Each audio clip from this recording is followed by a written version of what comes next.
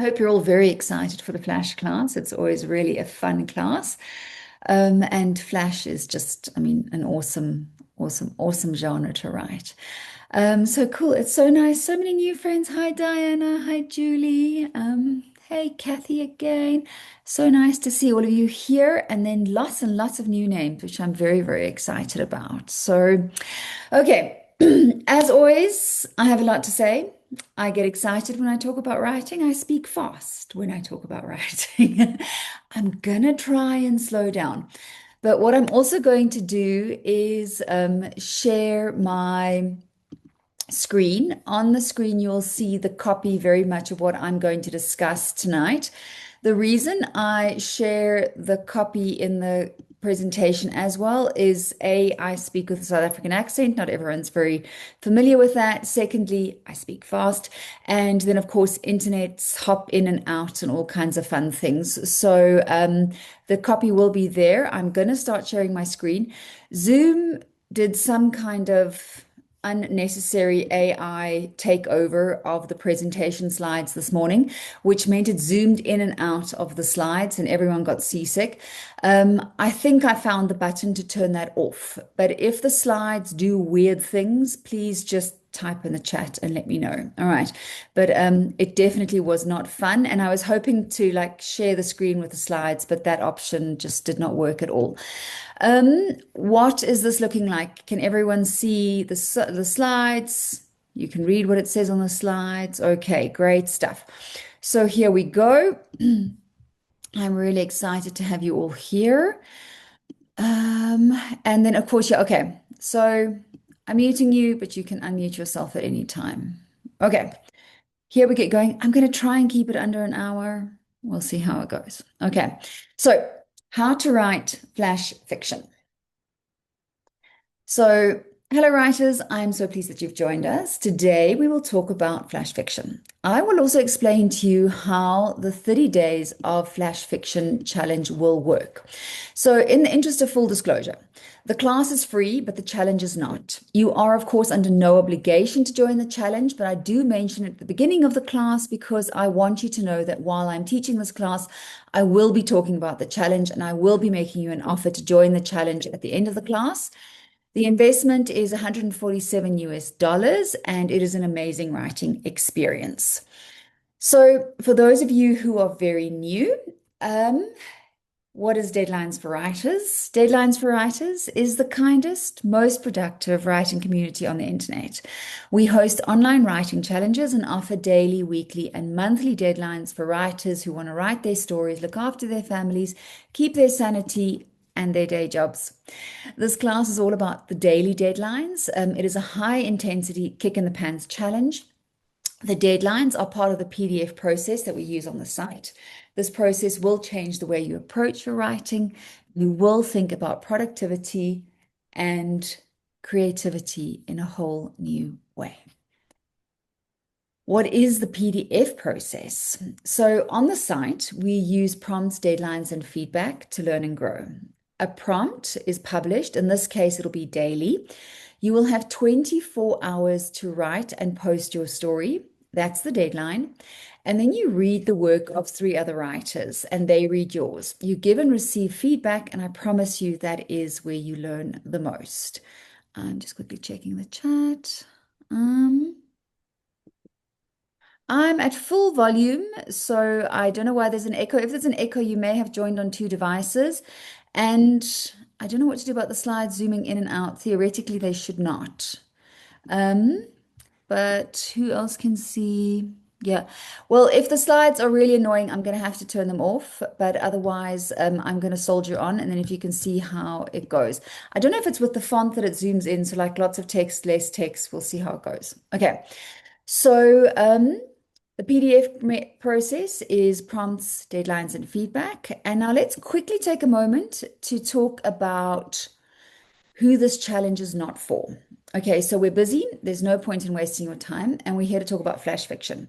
So even though I will be sharing the theory with you, you still need to put this into practice. I see so many writers who read all the books attend all the courses, but never get to the writing. It's not the right time, not this month. It's the work, the kids, a holiday, a busy time for your family. And these things are all valid. Okay. But hate to break it to you, those kiddos are a lifelong commitment. And after the football practice and ballet classes, when the college laundry finally stops, the grandbabies arrive and we want to spend time with them. And that day job you have, the one we like to complain about, well, that is a good thing because paychecks are awesome. But those things are not going to change. Those are givens in our lives. And those are all good things. We want them. But you really have to ask yourself, do you really want to do this? Do you really want to write? So if you really want to do this, Deadlines for Writers offers you a safe place to practice, improve, and hone your craft while you keep your day job, raise your kids, and do the laundry. Okay, so you can choose one of our challenges. These are the 30-day challenges we're talking about. There are the monthly challenges and the weekly challenges that we do. But take a look. We have deadlines to help you get out of your own way. We have prompts to keep you inspired, and we have feedback to help you improve your craft. So welcome home, writer. Now, if you have not met me, my name is Mia. I'm a creative writing coach. I have taught, coaxed, and encouraged writers for more than 13 years. Well, that should say 16 years, sorry. And most importantly, I've been a writer my whole life. I'm also the world's worst proofreader, just as you can see by these. So the session is about 60 minutes long. It is recorded and you will receive the replay link within 24 hours. But please stay tuned for an amazing practical session, chock full of practical writing theory and advice. So I created the 30 days of fiction, flash fiction challenge because I learned that every now and then we need a kick in the pants. We need to shake things up and look at our work with new eyes. In short, I created the challenge I needed when I was stuck in a rut. I was you, and this is what you need to supercharge your inspiration and invigorate your writing. You can, of course, do this on your own or put it off for another year, but given that you're here, I'm guessing you really want to do this. The other pillar that we use in Deadlines for Writers, besides the PDF process, is a quote that I like to say, the mind over manuscript process. So I say mind over manuscript, but of course, it's mind over matter. But what I mean by that is that the theory of writing is important, but it often overshadows the importance of the mental game. We need to trust ourselves and we need to trust our ideas. But if that seems a little far off, you need to at least trust the process. And this is where most writers fail. The self-doubt wins out over the trust. So I want you to learn to write in spite of your responsibilities, worries, and inner critics. And that is what Deadlines for Writers does. It teaches you to put your mind over your manuscript. We have to learn to work our writing into our routine. The truth is, you'll never have time to write. You'll never have the perfect moment. So chances, and of course, what happens is chances are, if you have the perfect time, you will be completely paralyzed because you have not practiced your writing in ages. Your thoughts spiral out of control, and you end up wondering if you really are a writer. You are, I promise. It's just that you need to train and practice your craft to be able to write on demand. So there's a bit of a myth that I want to bust, is that we're often given the impression that writing should be easy, that it should come naturally, and we're rarely told that just like athletes, writers need to train and hone their skills. And that is what our 30-day writing challenges do. So the 30-day challenges are really a challenge. You will attempt to write every day for 30 days. It is not going to be easy. Work will be crazy. Your family will demand your attention, but it's all about carving out the time to write our awesome tiny tales. No, love you. Thanks a lot. So if you're ready to make your writing a priority and you're ready to finally stop putting it off, we can get going. The first thing I want you to do, because the proof is always in the pudding, please put pen to paper. I set my timer on my phone. You only have 5 minutes. There are no rules to this exercise other than just don't stop writing before the 5 minutes are up. The prompt I'd like you to use is green. How you interpret that is entirely up to you. You can write about red. You can write about your dislike of the color green, whatever you need to do. But you have 5 minutes. Keep your pen moving and write about green. I keep opening my calculator every time I want to do this. But there we go. You have 5 minutes and just get some warming Warming up in.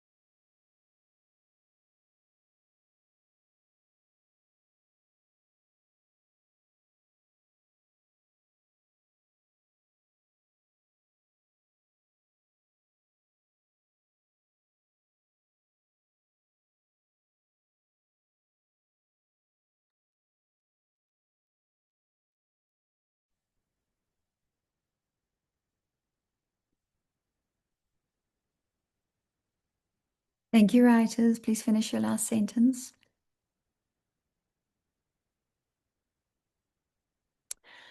Okay, so I hope you all got something down. Um, I just want to see if this is working. If I click through it, am I zooming less? That is my question. Okay, so you just wrote for 5 minutes. So let's quickly look at what happened there. So why do we need a kick in the pants? So do you procrastinate? Do you get distracted? Are you usually waiting for inspiration? Do you bounce from idea to idea and never finish a story? You just wrote for 5 minutes and produced a tiny tale. If it wasn't easy, at least we can say it was doable. The question is, why do you not do this on your own every day? I'm sure there are many excuses, and I'm sure we're also a little sick of our own excuses, sick of listening to our own nonsense. And that, however, said, these feelings are real. We all have them. That I don't know if I'm good enough. You failed last time. What will people think? I'm not good enough. If I were a real writer, it wouldn't be so hard. What if I can't? It's better not to try. Keep me safe. So, these feelings when we sit down to write are completely real and we all have them. And you're definitely not alone. But ask yourself, what are you scared of? Because it is fear that it's rearing its nasty little gremlin head. These voices can be very loud. And remember, you don't have to try. You can stop right here. You can save yourself the agony and torture of exposing yourself on the page. Save yourself the agony and torture of having to create something out of nothing. You don't have to take the risk, but then you're also giving up the reward. You won't get to the goal you set without taking this risk. We can put it off for another year. You can sign up for yet another course. Watching those videos about writing will keep you safe. But watching videos with like watching MasterChef doesn't make the food appear in your kitchen, and watching writing videos doesn't make the words appear on the page. So you can just keep on doing what you've been doing. You can stick to the excuses, the on and off writing routine. You can stay exactly where you are. But if you want help, if you want to do this, if you're a writer struggling to find inspiration, if you're sick of this rut you are stuck in, if you're finally ready to learn how to handle procrastination, if you want to learn how to make time to write, keep watching because you're ready, you're good enough, you can do this. I'm going to show you how the 30 Days of Flash Fiction, the PDF method, and Mind Over Manuscript Thinking will help you overcome your self-doubt, stop procrastination, and build a routine. I love this quote by James Clear. You do not rise to the level of your goals, you fall to the level of your systems. And the fun part we have here is that we have the system built into this challenge. So if you really want to be a writer, if you want to see your work out there, if you want to learn how to handle procrastination and stop writing the same type of story over and over, pay close attention. I have those tools that will help you make those dreams come true. You're about to discover how to show up to the page, how to trust your writing enough so that you can finally start sharing your work. What we're going to cover: why poets, short story writers, and novelists should write Flash. We will define exactly what Flash is. I'll share 9 tips or 9 steps for writing Flash, and we will discuss procrastination and time management. We will also discuss a system that has helped hundreds of writers improve their craft, invigorate their prose, and write better stories. A process that has helped them get from the blank page to having a body of work to draw from. A few things to keep in mind. I've been doing this for 16 years. I've helped many writers. I'd like to help you too. I have done all of these challenges. I know it is possible. If you want to find the time to write between work, kids, family, and the craziness of life, this is for you. So you're still here, and I'm assuming you really want to do this. My first example of Flash that I want to share with you is an extreme example of Flash. It is a very short piece of work. It's only 4 words by Carol Joyce Oates. The story is called A Widow's First Year. And the story is, I kept myself alive. Here's another example of Flash. This one is longer. I'm going to read through the story for you. It's called Sticks by George Saunders. It's quite a popular story, so you may have come across it before. Every year, Thanksgiving night, we flocked out behind Dad as he dragged the Santa suit to the road and draped it over a kind of crucifix he'd built out of a metal pole in the yard. Super Bowl week, the pole was dressed in a jersey and Rod's helmet, and Rod had to clear it with Dad if he wanted to take the helmet off. On the 4th of July, the pole was Uncle Sam. On Veterans Day, a soldier. On Halloween, a ghost. The pole was Dad's only concession to glee. We were allowed a single Crayola from the box at a time. On Christmas Eve, he shrieked at Kimmy for wasting an apple slice. He hovered over us as we poured ketchup, saying, "Good enough, good enough, good enough." Birthday parties consisted of cupcakes, no ice cream. The first time I brought a date over, she said, "What's with your dad and that pole?" And I sat there blinking. We left home, married, had children of our own, and found the seeds of meanness blooming also within us. Dad began dressing the pole with more complexity and less discernible logic. He draped some kind of fur over it on Groundhog Day and lugged out a floodlight to ensure a shadow. When an earthquake struck Chile, he lay the pole on its side and spray painted a rift in the earth. Mom died and he dressed the pole as death and hung from the crossbars photos of Mom as a baby. We'd stop by and find odd talismans from his youth arranged around the base. Army medals, theater tickets, old sweatshirts, tubes of Mom's makeup. One autumn, he painted the pole bright yellow. He covered it with cotton swabs and winter for warmth, provided offspring by hammering 6 crossed sticks around the yard. He ran lengths of string between the pole and the sticks and taped a string of letters of apology, admissions of error, pleas for understanding, all written in a frantic hand on index cards. He painted a sign saying love and hung it from a pole, another that said forgive, and then he died in the hall with the radio on.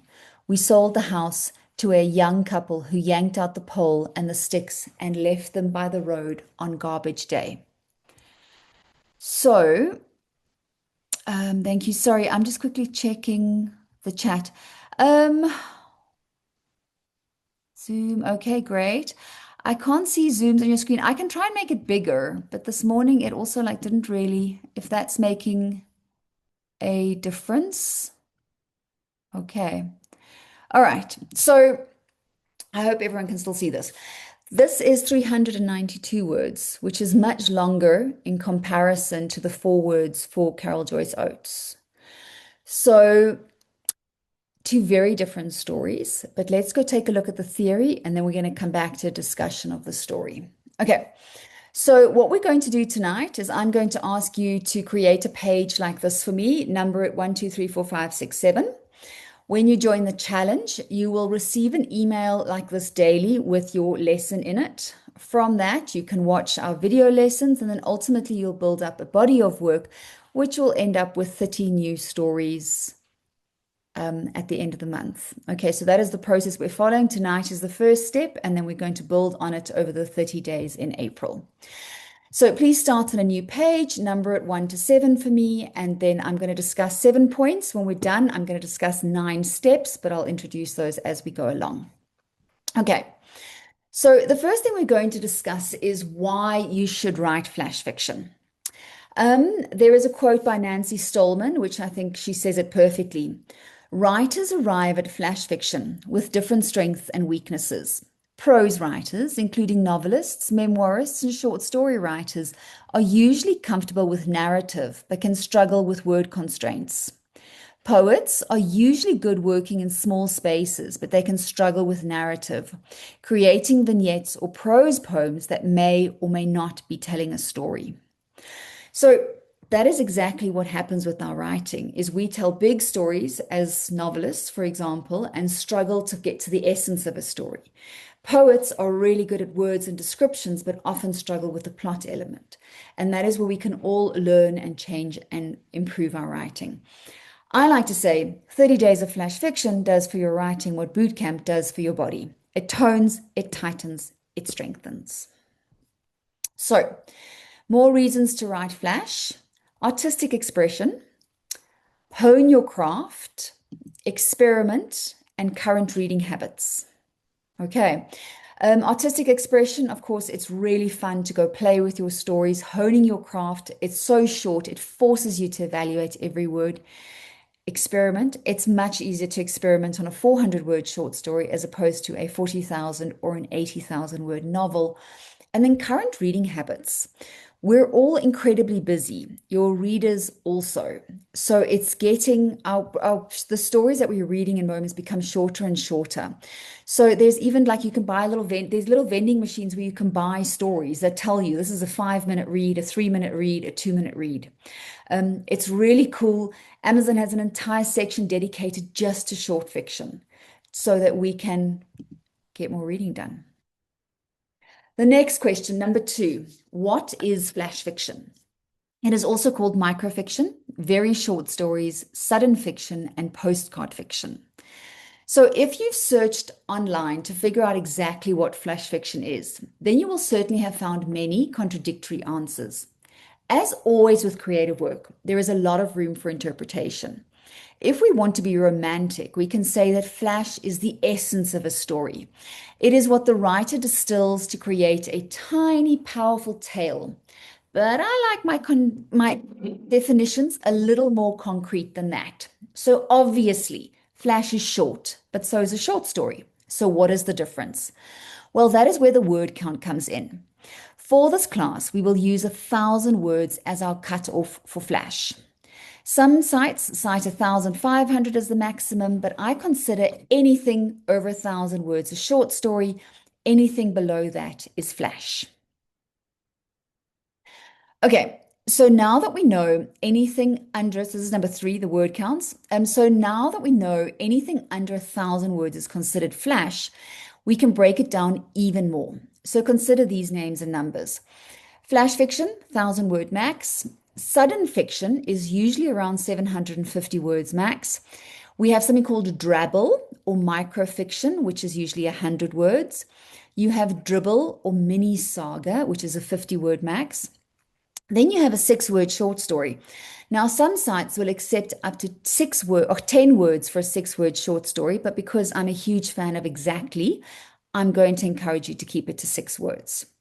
There are also 6-word or 12-word memoirs. There are 6-word horror stories. There is Twitteritture, which must fit into a tweet. Okay. Now, I think today you can do on X, you can go up to 280 characters. Please, I haven't been on X in a really long time. I might be wrong. So you have to fit your story into 280 characters. However, the purists believe you have to use the original length of a tweet, which was 140 characters. So those are very, very short stories. The options, of course, are endless. The themes and genres are varied, but this is where you stick to the required word count. These, of course, are also guidelines. Please check when you submit to a specific site what their submission guidelines are. Okay, so that you make sure you have the correct word count for whatever they want. Number 4, flash fiction is short. Flash fiction must, above all things, be short, but short does not mean incomplete. We still want the whole story. A description of a character or a setting is not a story. It needs a moment of change. Flash fiction is also complete. Complete and short may seem contradictory, even though it's not necessarily written. There needs to be a sense of events that came before and after the story. The reader is given a snippet, but we still know or can imagine what happened. Number 6 is flash fiction is surprising. Do you have a twist in the tale? The best flash fiction stories often do. Is there a surprise you can spring on the reader? Make them think one thing is happening, but then surprise them with something else. In poetry, we will refer to this as the pivot, the volta, or the fulcrum in your poem. It's that moment where we have stanza 1, stanza 2, stanza 3, and then there's a twist and a change in our poem. Number 7, and our last in this section, is that flash fiction is difficult to write but easy to read. So you've all heard the saying, easy reading is hard writing. Well, that describes flash perfectly. It is a breeze to read, but do not underestimate the word count. It is deceptive. Flash fiction is not easy. We want all the elements of the story, but at a reduced word count.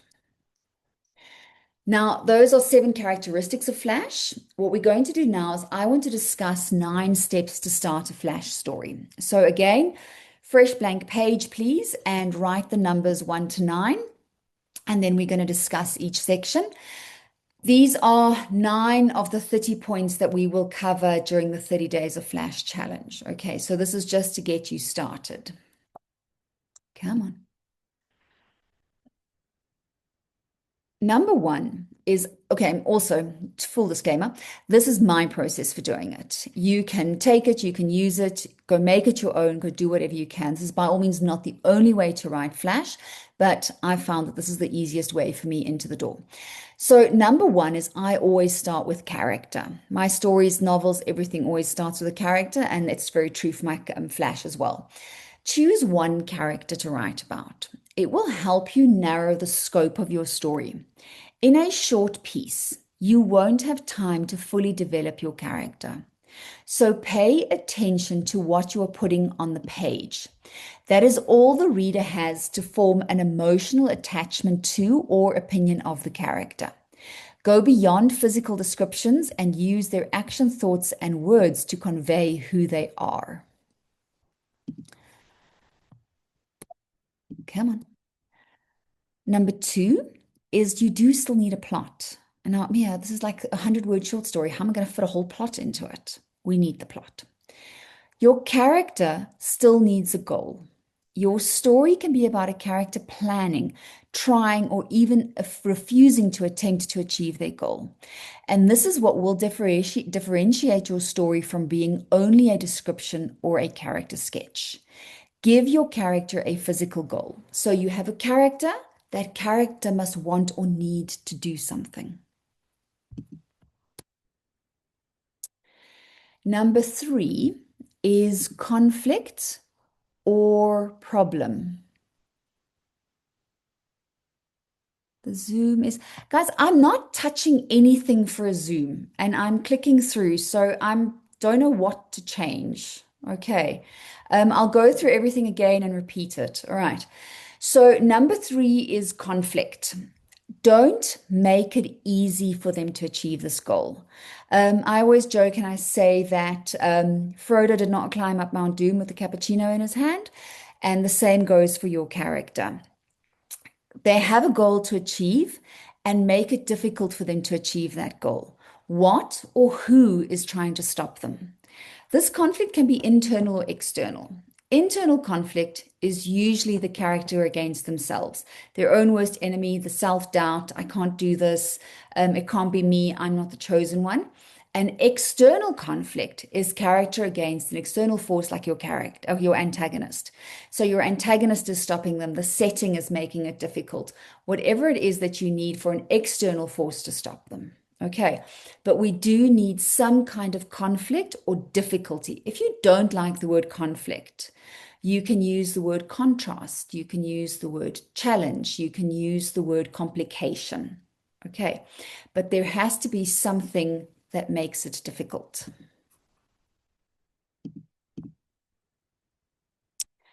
Number 4 is the build-up or escalation. There has to be a change in your story. This accounts for the pacing and the events. Start fast, slow down, start slow and speed up. But something must happen or fail to happen. Okay, so in George Saunders, you saw Dad had the pole and he dressed it seasonally. And then as the story progressed, he started, and the quote is, started dressing the pole with less discernible logic. There's an escalation in that, in how he deteriorates. And that is the kind of change that we're looking for in the story. In A Widow's First Year, that change happened off screen. We didn't see it. It wasn't part of what was written, but it is implied and we understand that something happened. Number 5 is the resolution. There should be some sort of resolution, result, or climax in your story, or perhaps the lack thereof is what the story is about. Go back to your goal and figure out what happened. So when you go back to the goal, ask yourself simply, does my character achieve this goal or does my character fail to achieve this goal? Okay. Um, do not end your story on a dot, dot, dot little ellipse. Okay, we need an ending. You need to make a decision about what's going to happen in the story.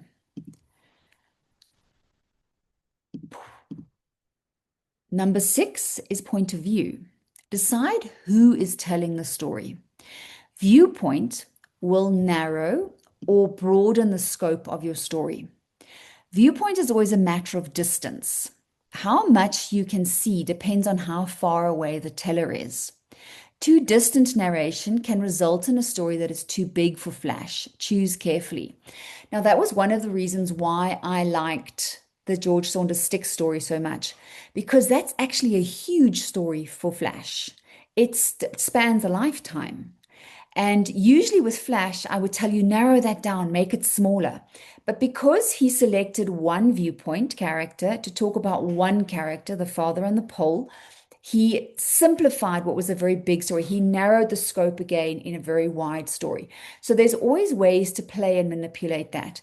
With Widow's First Year, we're in the widow's head. We know exactly who and where and what has happened. Okay. Number seven is your style. Does the story sound like you wrote it, or are you trying to mimic others? You can learn from others and practice writing in their style, but everything you will need to develop, but eventually you will need to develop your own style. Use Flash to experiment with style and then strengthen yours. Okay, so Flash is great for experimentation. And go, if you like this kind of writer, go play in that area, but make it your own. That is what you really want with Flash. And that's a very, very powerful part of what Flash is going to do for you, or Flash is going to teach you, is what is your style. I want you to ultimately, when you start reading, because that's the fun part about the Flash Fiction Challenge, is because you read each other's work, before you even see the writer's name, you'll start identifying their writing just by those first few lines, and that is what you're aiming for. Number eight is the theme of your story. Every story has a theme. A good theme is woven into the story and does not need to be explained. It often reveals or highlights a truth. What are you trying to say with this piece?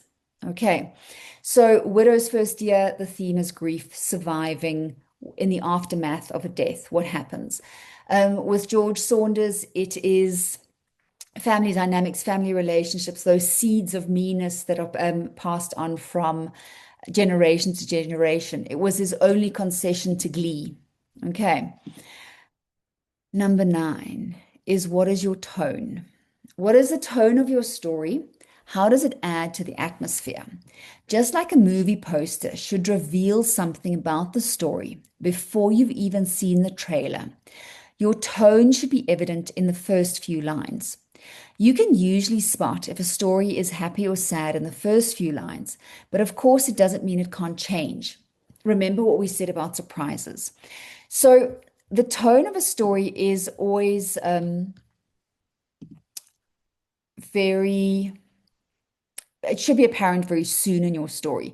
You should know what kind of story it is that you're reading. Is it ominous? Is it that? But then, of course, with that surprise, it's like, oh, this is so dark. This is so scary. And then it ends up being something which is amusing or funny.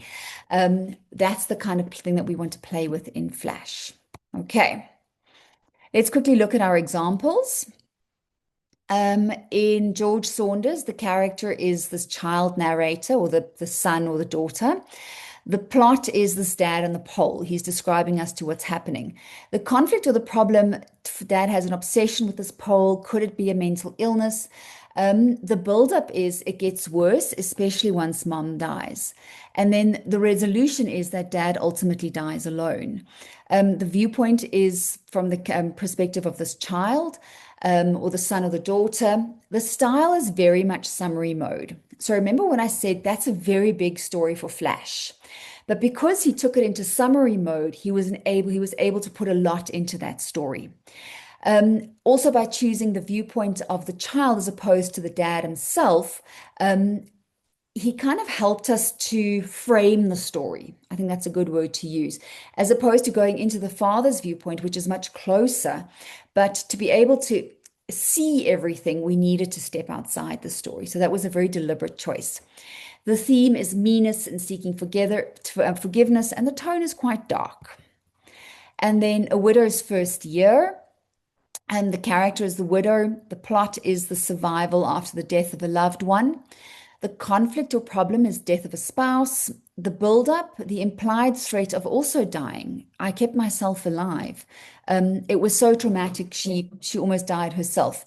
And then the resolution. A year has passed and she's still alive. She made it. She succeeded in her meeting, achieving her goal. The viewpoint is from the character of the widow. The style is this is almost very desperate and short. And the theme is grief. And the tone is quite desperate and sad. Now, what was interesting again, like with Sticks from George Saunders, where he used viewpoint and told a very big story, the title works incredibly hard in A Widow's First Year. I kept myself alive. There has no context. So it's kind of like, okay, are you in a maze with strange fairy tale creatures chasing after you? Or if you had to say an astronaut's first year, I kept myself alive, it's a whole different story. But can you see how hard they make that title work? So that's just a little tip to yourself is make sure that you have a good title for your story because it does a lot of the heavy lifting for you. Okay. I'm going to ask you to do another writing exercise. So all of this theory that we've just discussed, I call second draft stuff. So you can either write a new story. The prompt that I'm giving you now is journey, as in we went on a journey, we returned from a journey, or you can rewrite the first exercise. So if you are writing a fresh story with journey, it's going to be your first draft. I'm going to ask you not to try and apply the theory because you're going to have a very hard time writing. So write it first as quickly as you can and then use the theory as a checklist. Or if you rewrite the first exercise, quickly run through the checklist and see which points you've met, and then go through and rewrite it. Okay, making sense for everyone? All right. I am going to start the timer. I'll see you in 5 minutes.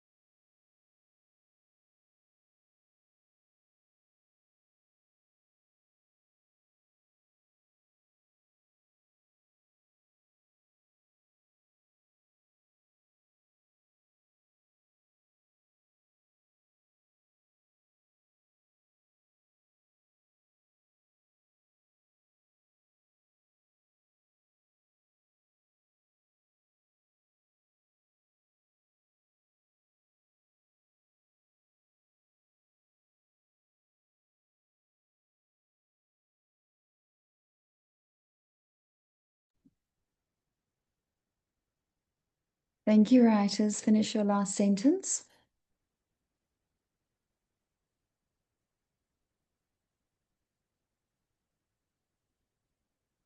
I've made this full screen. Is it any better? No, come back.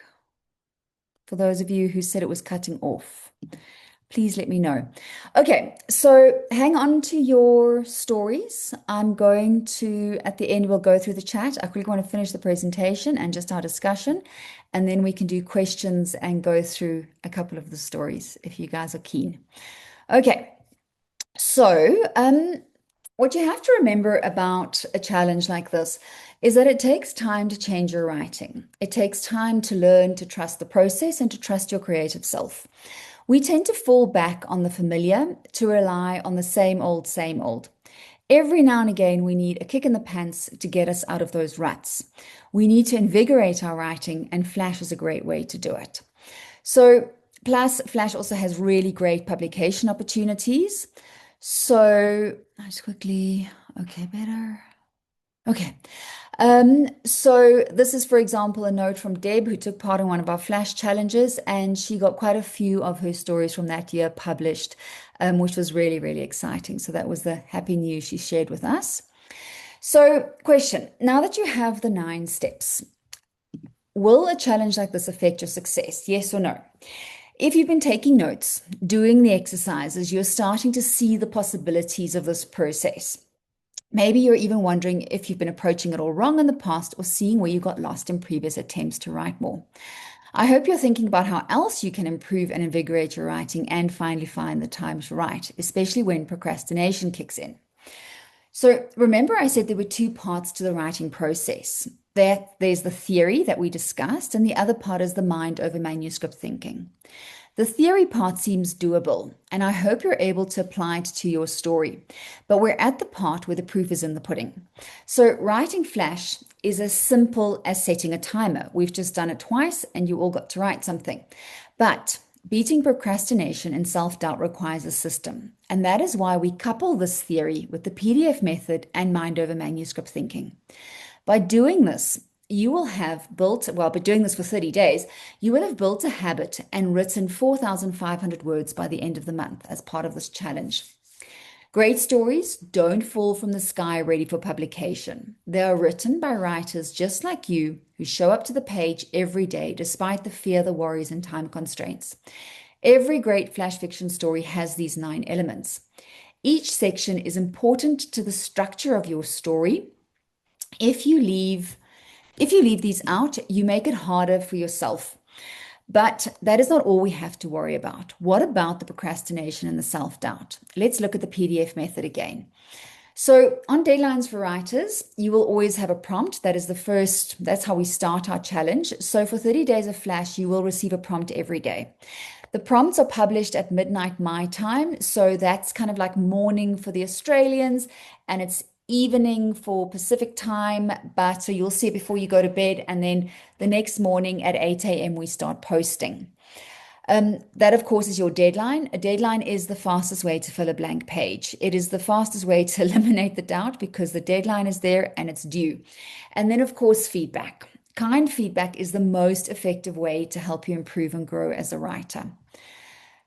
Writing this way gives you control and accountability, but also a sense of adventure and opportunity. So, what are the benefits of 30 Days of Flash? There's an automatic routine. Theory, the daily emails and short video lessons to remind you of the theory. There's no big information dump. So I give you small lessons each day to try and apply it to your writing. There are regular deadlines. You submit daily, which is great for habit building. You get support from me, a writing coach with more than 16 years of experience, and your fellow writers who have the same goal as you. You get ideas for when you are stuck, stumped, and you will get stuck, but we're here to help you. And then, of course, you overcome self-doubt. As your word count grows, you give your critic irrefutable evidence that you can do this. You learn to trust yourself and your story. If you're finally ready to write, to show up to the page, and to trust your writing, I'm here ready and waiting to help you. This is my simple deadline-driven system for writing more. Daily deadlines, daily theory, short video lessons, and a printable workbook full of theory available at the end of the challenge.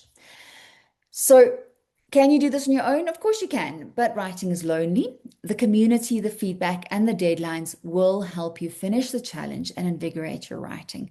My writers come back to do it again and again. When I say bite-sized theory, so every day, so as you see, these are the ones we start with: character, plot, conflict. We talk about images. We talk about first person. We talk about endings. These are just some of the steps that we complete in the 30 days. And each one of these have an email, which you will receive daily. And then there's a video version, which is there for very quick reference. They're between 30 seconds and 3 minutes. And just very quickly, what did Mia say about character again? What is the rule of one? How does it work? And then we learn. I like learning on video and by reading. So you also build a body of work. So each writer has their own profile, and all your work will start appearing here under your profile. And again, every time you see that list, you tell the critic, look, I did it, look, I did it, look, I did it. And eventually that critic will even just start shutting up. This is what Nina said about the 30 Days of Flash. And the 30 Days of Flash was a blast. I woke up energized, often haven't seen the prompt the night before, and scurrying to my desk in darkness to make notes for the morning story. It was a small group of fun writers churning out great work.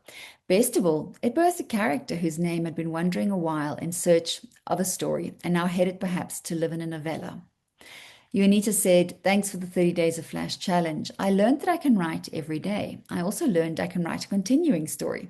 That made me feel successful and primed for future effort. The comments and encouragement from other writers helped keep me going. It was well worth my efforts.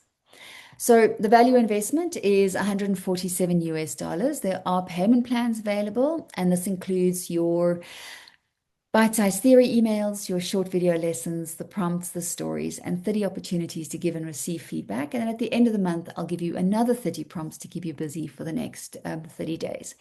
As a bonus, you at the end of the month, so once you've received all 30 emails, and if your inbox looks like mine, they'll be all over the place. I've put all the theory of the 30 emails into a workbook for you, which will be emailed to you, and then you can go print out that workbook and have it with you. And this is, of course, once you sign up for the challenge. Please remember, we do not do refunds. I need you to be sure of your decision. No refunds means added accountability, and that date is wrong. You have until 30 March to decide if you want to do this. Please take the time to think about it. So today is the 22nd, so you have 8 days to decide whether you want to do this challenge. Take the time to think about this. I need you to be sure. I know that you can do this. You need to believe it too. I've been teaching writing courses for more than 16 years, but I've always wanted to offer more. I know writers need more support over a longer period. Changing your writing takes time. You need time to figure it out. But sometimes we need to inject that process with some pressure and a new way of writing. Changing the way you think about your writing is the best way to invigorate your prose. It doesn't have to be lonely. You don't have to struggle. What happens when you try to write without us? Most likely nothing will change. You'll keep trying until you eventually give up, or you may finish, but chances are you wouldn't be here if you could do it on your own. So I know how you feel, writer. It's a big decision. It's a scary commitment. I did this challenge for the first time in 2022, and I remember how overwhelming the thought of writing for 30 consecutive days felt, but we broke it down. We made it manageable. We built routines. It was a way to write that still allowed me to do my work, spend my time with my family, and make huge progress with my writing. And then throughout it all, I'm only an email away. And there's one I want to share with you. This is Carl, what he said about the flash fiction challenge.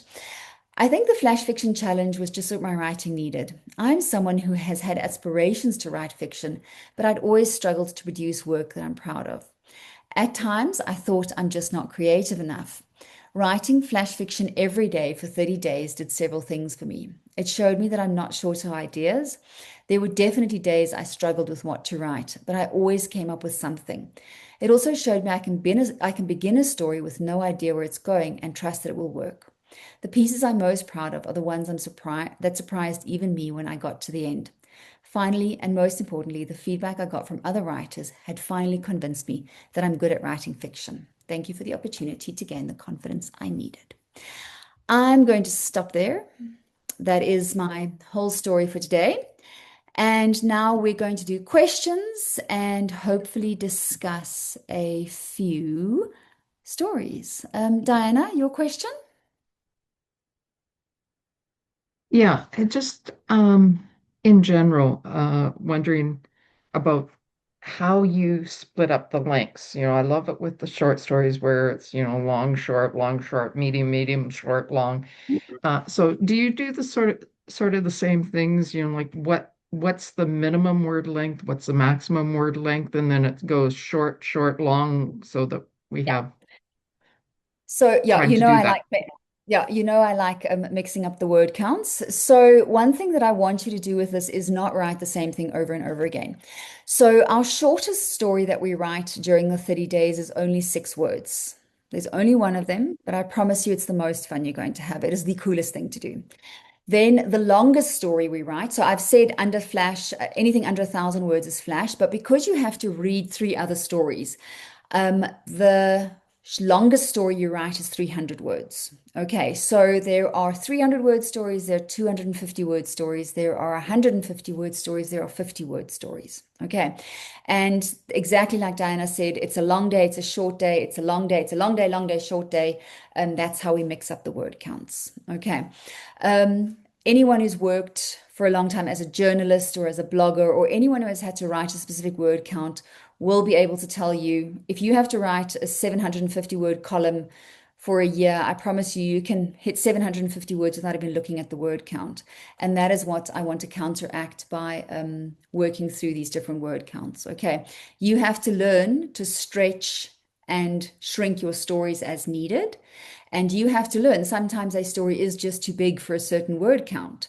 And then you need to maybe either find a different story or only use a section of the story. Okay. So that is why we vary the word counts every day. Um, let's go take a look. Claire says, I did this last year, the month that my daughter got married, I wrote every day. I realized that some people build the habit and continue to write daily. But the wedding was the end of the month and I was exhausted. I hope this year I'll continue into May. Claire, yeah. So what we're also doing this year is we are having several flash. So many people ask if we're doing flash again this year. We only do flash once a year, but we are doing 4 30-day challenges this year. So we're doing flash first, and then we're doing 30 days of dialogue, which is 30 days of dialogue theory. You write dialogue every day. The next one is 30 days of show don't tell, where it's literally this is telling, make it showing, this is showing, make it telling for 30 days. It's really, really cool.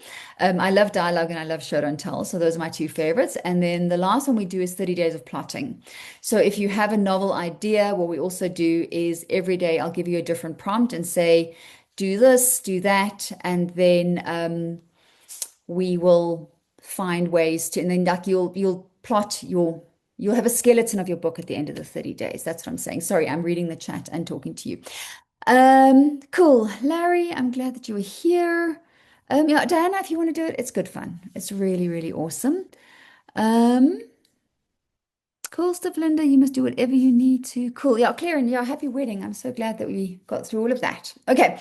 Are there more questions? Anything else you want to know? Wondering about? You can put your hand up and you don't have to like type in the chat. That also helps. Anyone? Okay. I think we're quite a big group, so let's put 5 stories. Either, yeah, raise your hand or Zoom is like really been taken over by AI because now it's raising my own hand for me. You can pop your stories in the chat if you want us to take a look at them. I think I'll do about 5 or 6 stories, or if you wrote by hand, just raise your hand and then I know you will want to share your story as well. Okay. You are under no obligation to share at all. Okay. Oh, okay. Oh, sorry, Laura, that is important. Okay. Laura has just asked, I'm having surgery on the 31st. Can I catch up 5 days later? What you do when you know you're going away for a weekend, when you know it's your daughter's wedding, when you know you have a really big week at work, is you email me before you go. Okay, so let's say you're going away for a weekend, and I don't know what the dates are, but let's say the weekend is 10, 11, 12. You email me on the 5th or the 6th, and I will give you the prompts and the word counts for 10, 11, and 12. So Ideally, you would finish those before you go away, and you can send them to me and I'll post them for you while you are away.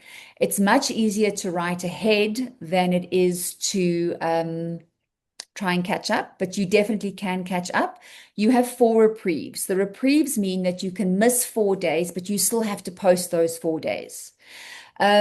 When you complete the challenge, if you posted all 30, you receive the sexiest, coolest, most beautiful, personalized with your own very name e-badge. Okay, it's very cool. I email it to you. It's beautiful. You really want one. So that to earn your badge, you have to have 30 posts up on the site. Okay. And then, of course, the reading is up to you. Guy, yeah, if you go to the website, you'll see on the front page it says learn more about 30 Days of Flash. The rewrite or the replay email will be sent out in the next 24 hours, and I'll include all the links in that as well. Okay. But otherwise, you can go straight to the site. All right. Cool stuff.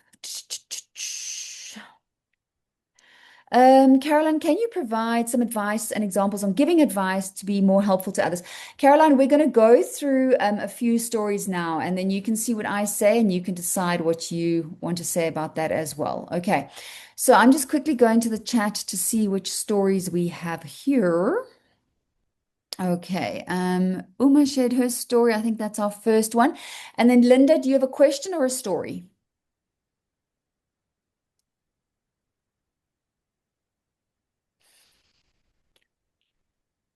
It's the smallest unmute button in the world.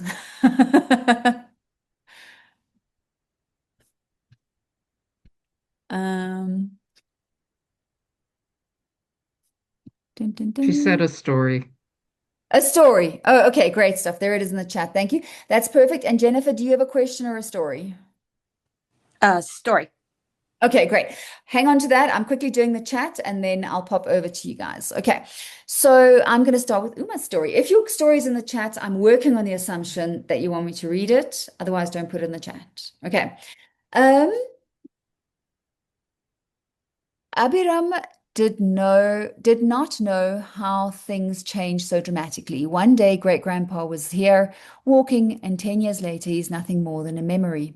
His imagination is not present now, only watching it all as a witness. Sometimes it is beyond imagination what a real-time surprising, even some surprise even can bring.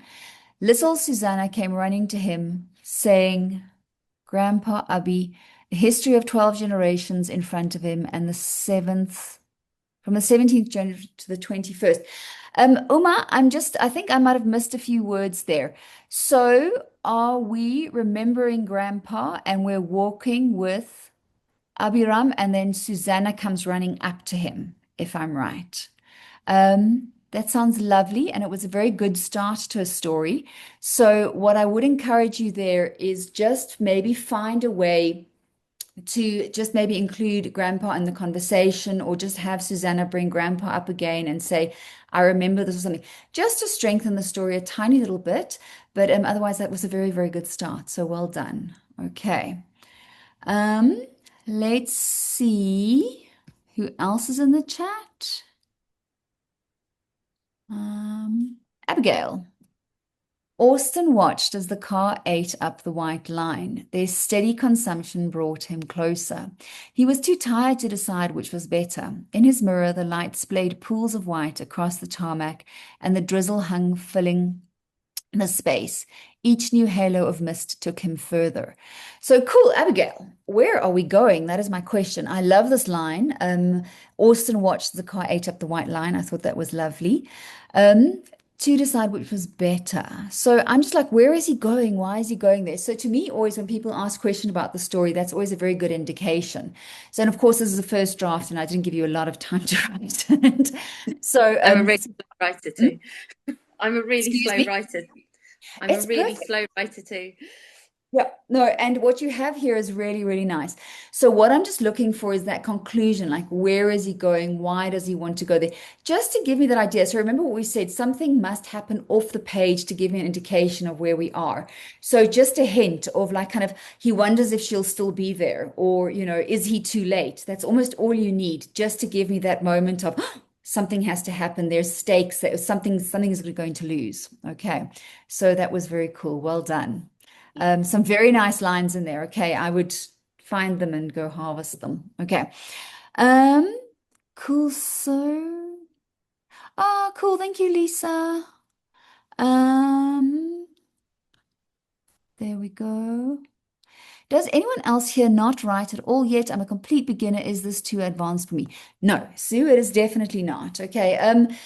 Flash is a hard one to start with. I'm going to be honest. It is writing short is not as easy as people think it is. Or I suppose for me, writing short is easy because it comes naturally to me. We have a 2,000 word short story, 2,500 word short story this month, which is hard for me. But if you write a lot, um, this will teach you how to shorten. And if you don't write a lot, you'll find it really fun to tell these stories. But you can decide whether you want to take the chance and see what comes out of it. Okay. Usually in our challenges, we have very advanced writers, and then we have people starting out for the first time. And it's a beautiful mix of people helping each other out and learning. So you learn from really advanced people and from people who are starting out. So we definitely have quite a big mix of everyone. Okay. Love you. Good night. Okay. Guy's story, journey. The cave was invisible, or at least the entry was. A small hole in a mound on the side of a hill. I'd seen the guide enter first. I heard no scream. He didn't come back out, so it was feet first, backing in, butt in the air. As my waist passed the halfway mark and my body folded, my feet found no purchase. Visions of hanging midair, slipping back past the halfway mark. Maybe I heard no scream because of the plummet. Just then I felt a hand on my boot, guiding my toe towards the catch. It was in the dark, claustrophobia and all. Very nice piece, Guy. Yeah, and I'm claustrophobic, so I find it very strange when people want to climb into caves. But that was a very, very nice piece. It was almost like a sense of sensory deprivation where I didn't know what was going on, which was really, really cool. And then I really liked the escalation of it getting scarier. That was really nice. Kader or Kader, I'm not sure how to pronounce that. I hope I got it right. A man becomes obsessed with the color green. He eats green, he wears green, he paints his house green. Things go out of hand from there when he loses his friends and his family over this. Okay, so Godel, that was really cool. It's a very nice idea that you have there. And what I would do with that is, can you find more examples to almost turn it into a showing? So this is you're telling me what's happening. I want you to show me how he's isolating himself and how his friends get freaked out. Like, is there an incident where he embarrasses his friends, or an incident where his wife or his partner loses patience entirely because of the green? So I would ask for a few more specific examples in that, but otherwise that's a very cool idea. And I think you'll have lots of fun writing that. Paul says, I genuinely never liked short stories and decided to try the Flash Fiction Challenge last year to challenge myself and to learn how to grow. Well, now I became addicted and I absolutely love them. I'm very happy to hear that, Paul. Okay. Healthy addictions, of course. So that's very cool, Paul. Okay, I'm going to start with Linda, Jennifer, and then Diana. Linda, do you want to read yours for us?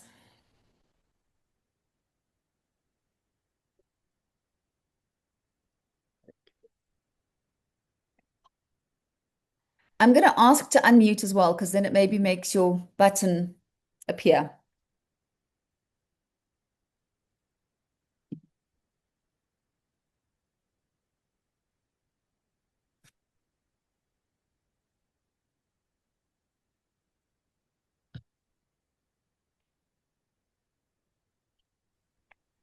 Linda, do you want to? You got it. Yes, there we go. I was pressing it and nothing was happening. So yeah, that is like in all the years of Zoom. Like, I mean, stop making my presentation zoom in and out and fix the blooming Zoom button, the mute button, because that's like always somewhere in a meeting we can't hit the Zoom button, like the mute button. Let's hear it, Linda. Okay, this is the green prompt. My world is green. I have plants and they have always been a necessary part of my life. I remember thinking they were a measure of how well I was doing. If the plants were lush and growing, that meant Paul had not gone on a rampage and smashed them all. That begs the question of why his behavior defined my life. I was doing well if I met all his needs and all of his moods. I can see in retrospect how crazy that is. Now, no Paul and I have indoor trees. My life could never be lush and growing, green and healthy as long as he was in charge. Wow. That's very sad and it's lovely. Okay.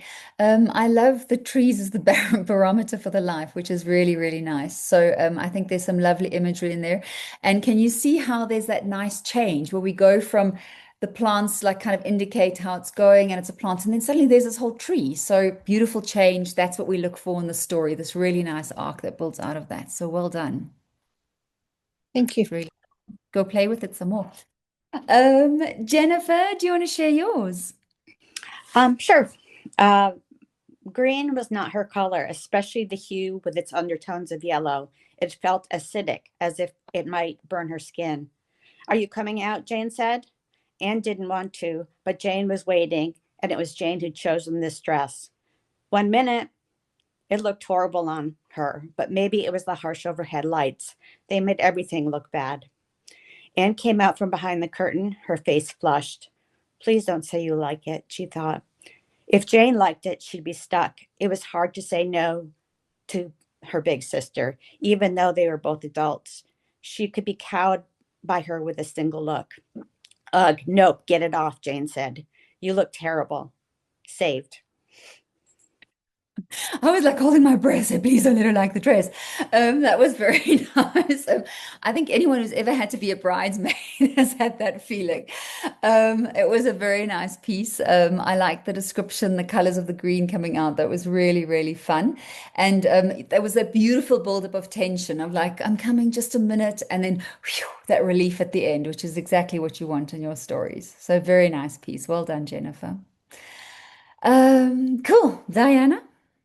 Let's hear it. Do you have a question or a story? I should probably have I started have a there. story. I have a story. Yeah, You let's know hear me, it. I love sharing. I actually like when you said green, I ended up writing and just went through and I wrote a poem, but then I realized that it's not poetry, it's prose. So I'll do my share my journey thing. Okay. The line from the poem surfaced for Grant. Two roads diverged in the woods. He looked up, his eyes slowly focusing. There were definitely more than two roads, no woods, instead, multitudes of people. He wondered, though, the choice moving forward, standing still. He thought, which was easier, which was significant, which was what he wanted to do, which would bring clarity. He tossed his cigarette to the ground and stood up. That's all I Very had nice. time for. But I think it's a That's good cool. ending. It's a very nice ending. Okay. That cigarette was such an interesting detail because, like, you can almost smell it and see him crushing it under his boot. That was very nice. I love the intertextuality of the two roads. Very nice to use a piece like that. And it was very interesting. I would just again, there was some like a little bit of ambiguity. I'd make a little bit more specific. Just like kind of, is this the right one? Like a little bit more excitement here, a little bit there. This was more responsible. When we spoke about short stories this month in short story school, remember that specificity in that story. I would just add some of that. But I mean, that's just like I said, I'm nitpicking a very nice story now. So that's my only thing that I'd say there. Okay, because the detail with the cigarette was so clear. I would want to know a little bit more about these roads or the options that are available to him. I totally appreciate the nitpicking. The nitpicking is valuable. Thank you. It's a pleasure. Okay. All right, friends. And then you asked in the chat, yeah, Flash is mostly prose. Okay. Otherwise, we are writing poetry. You do get something called a prose poem, which is more just beautiful description as opposed to something with a plot, but I mean, it's again, creative writing. You can do whatever you want. Okay. But Flash, we tend to focus a bit more on stories. Okay. All right. I think I got everything in the chat. Is there a question from anyone else? Anything more? Okay. I hope you'll join us for the challenge. It is really cool to do. Okay. It's amazing to see what you can produce in 30 days. And like I said, besides 30 stories, it is a really good exercise in discipline. Okay. Um, are there more questions? No? All good? It's one of those like I've either been really clear or I've confused you completely. Chana, your question? Yeah, everything I wrote kept coming out poetry or prose poetry. I know I Mhm. struggle with plot and structure. Do you have or will you have anything in this particular program to remedy that, or do I wait for the plot, 3 days of plotting? I have, okay, so do you write poetry as a rule? What kind of fiction do you write? I write both, and I've Okay, written all a right. lot of both. Okay, as in like full novels or short Yeah, stories? that too, Okay. that too. But trying to do these prompts, it keeps not going in that direction. Okay, all right. I don't know, maybe Um, I've changed or it's somehow the nature of the prompts or what. do you know what? They just come out like they come out sometimes, all right? That's also entirely fine. But so usually when I'm trying to specifically work on an element of my writing, so say for example, this is an example I always use, so sorry if you've heard it 700 million times, but I tend to leave out setting and description when I write. So before I would do an exercise like this, what I tend to do is would I would take my prompt and just before I start, I make a note to myself, setting and description, just to plant that little seed that I should be doing it. Because it's not something, the minute I want to start a prompt going, oh, I need setting, oh, I need setting, I need setting. I don't write a single word because all the setting comes out like all dark and stormy night, and that's not what I want. Okay. So then I'll just make a note to say, and then that's kind of like a muscle that I start exercising to include more setting, include more description, but it's never going to happen in a bang. So if these are coming out as little prose poems or just as poetry, I wouldn't be too hard on them, but I would kind of very deliberately rather start with character. One of the ways to start with character is to start with dialogue. Because then it immediately puts you in the character's head and the character's body. So those are things that you can try and play with while you're going through it. But I would be very conscious of it when I start my story every day to make sure that it does come out, that I'm writing a story as opposed to that. And look at those things. Who is my character? What do they want? And who's trying to stop them? If you just start with those three elements, you will have a plot automatically. Okay. Thank you. But if you end up with 30 poems, it's 30 more than you have. So Yeah. it's creative writing. Yeah. You can't get it wrong. You can't screw it up. If you have 30 poems, I'm happy that you have 30 poems. Okay. Do you have If time to you hear what I wrote? And maybe uh, it's it's okay if you don't, but yeah. yeah, no, we can totally do it. Just hang on. I want to double check the chat if there's Okay. anyone who has to leave, and then we can do some more stories. Cool, Paul. I'm also excited. Karen, yes, there will be a replay of the session. Um, is it not a good thing as a rule to deviate in the middle, to go back in time and then go back to the story at hand? Are you referring to a flashback, Kathy? If you need to go, thank you so much for joining me. You're welcome to go. The formal part of all of this is long. We're just chatting now. So you can if you want to. That is a very specific structure of a story.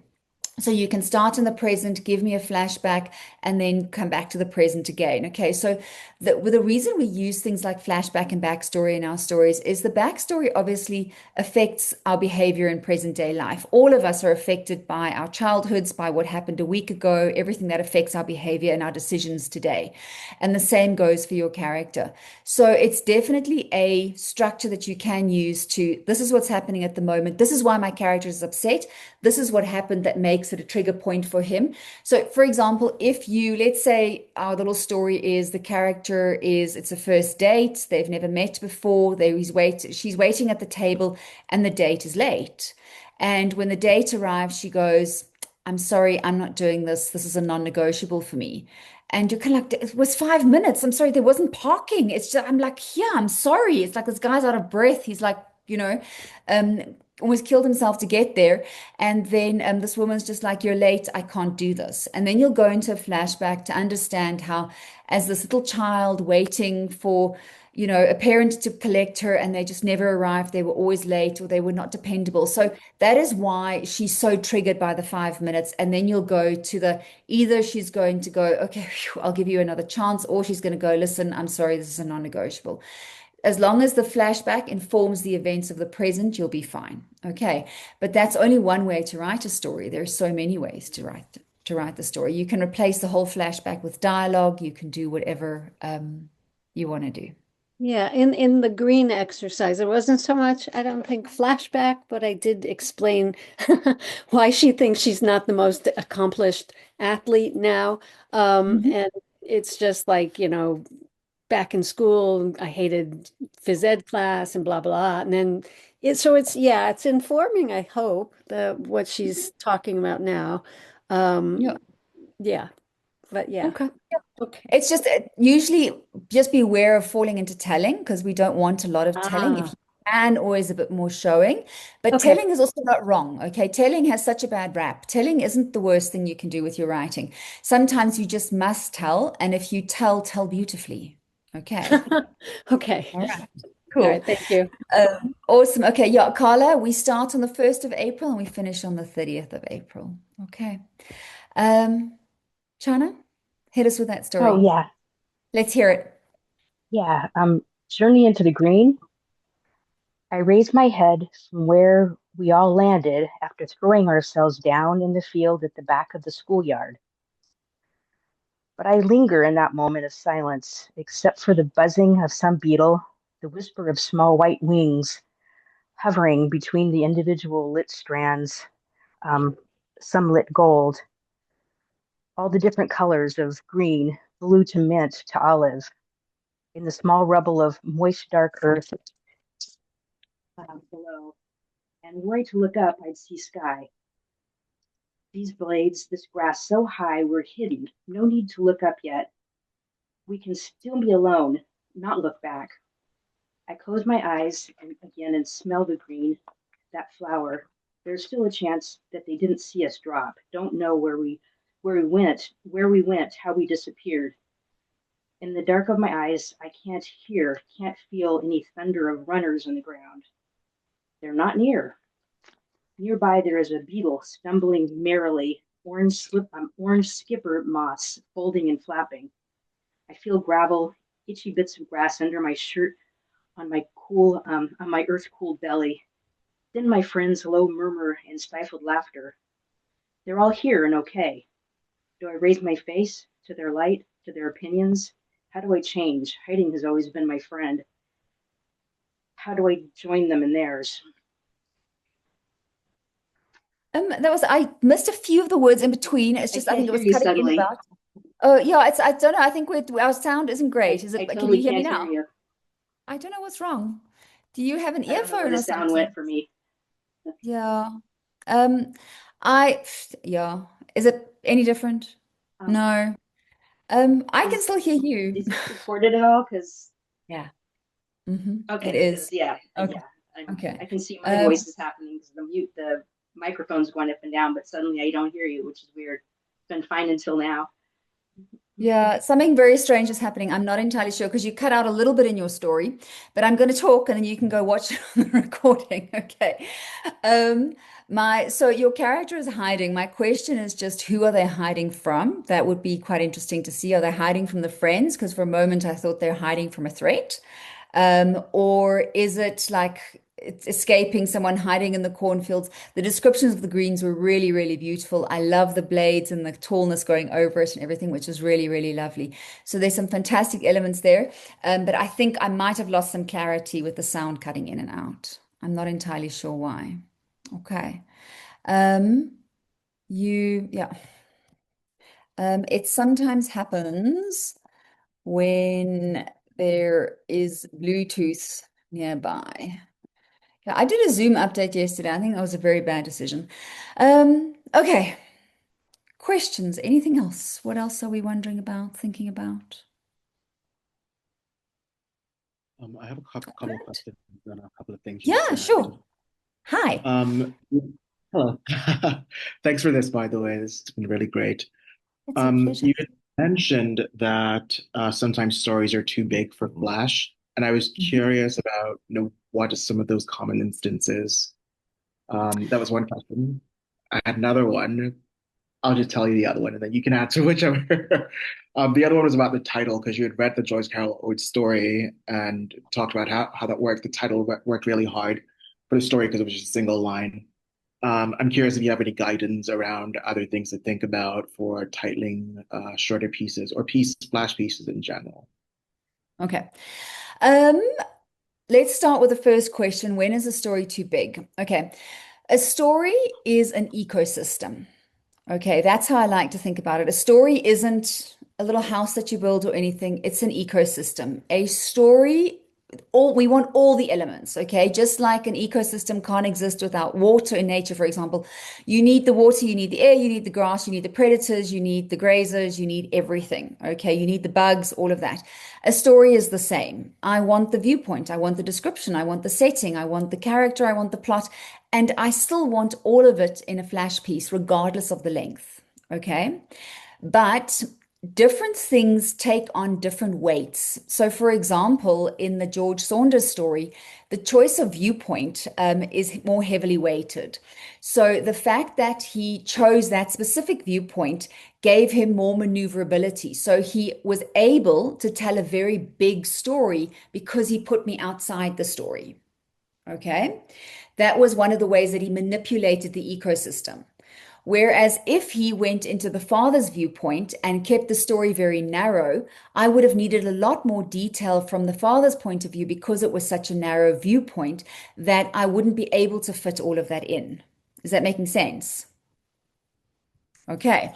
So you must always see if I, for example, in when genre wise, for example, if I am writing fantasy, historical fiction, sci-fi, by their nature, I need to spend more words on the setting because if my world building isn't working, I'm not going to be able to fix or to fit my whole story in. Okay.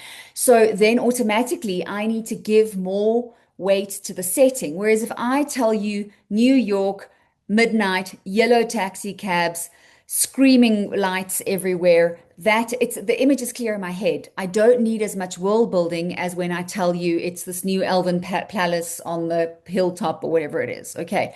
So can you see how a story would dictate what you need to spend more time on? Okay, so that is the ecosystem of your story. I want all the elements, but you must decide which one is more weighted or not. Does that start That making makes sense. sense? That Mm. makes sense. Yeah. Thank you. Okay. And then titles, like Carol Joyce Oates, that title, A Widow's First Year, gives us the entire context for the story. Like I said, you can replace it with An Astronaut's First Year. I Kept Myself Alive. That's a four-word version of The Martian, don't you think? Okay, so I kept myself alive. That's what he did.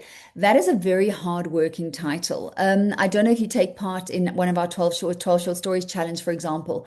So one of the things I always talk about is I encourage the writers to use different titles for their stories because what happens is the prompt is green, and then everyone titles their story green, and we have 400 stories called green. Okay, how do you make your story stand out? Is you give it a different title. Okay, it's sometimes as simple as that. But with Flash, because our stories are so short, you kind of can stick some extra words in the title because we don't count titles on deadlines for writers.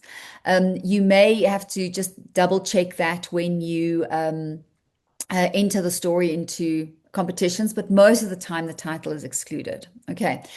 So always make sure that you push your title a little bit further. Okay.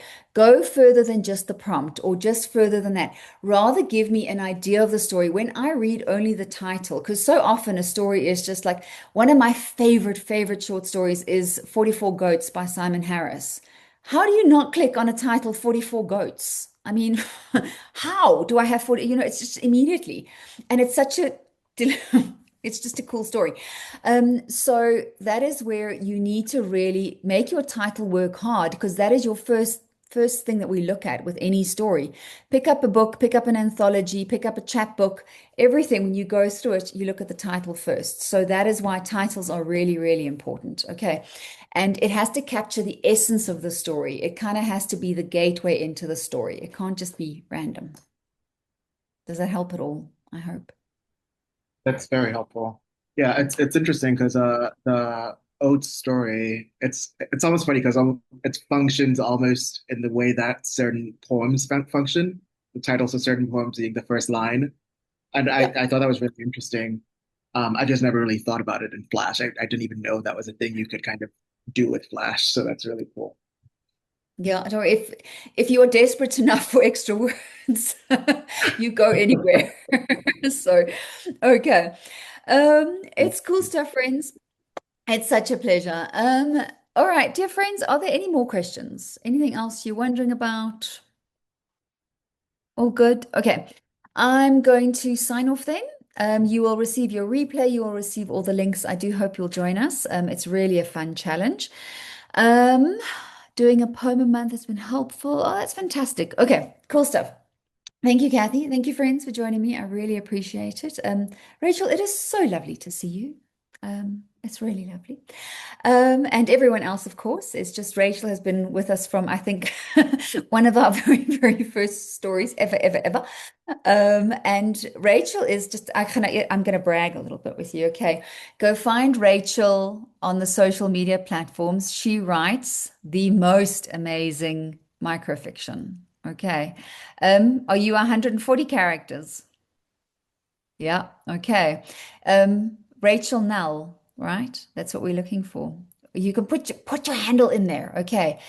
They are the most amazing stories that she writes. Okay. So go give her a follow and go read some of those stories. They are really fantastic and lovely. Okay. On Twitter, Red said one. And what are you on Instagram or Facebook? Give us another one. I don't know what my Twitter login is, so you can't tell me what Twitter is. Okay. Okay. Thank you, friends. Have you got it? Oh, we have to look up the handles. That's cool stuff. Okay. There we go. Okay, so Red said and Red said one. Okay, so please go find her stories. They're tiny and beautiful. Okay. Thank you, friends. I'm going to sign off. Have an awesome day and take care. Okay. Hope I'll see you on the page soon. Bye-bye. Bye.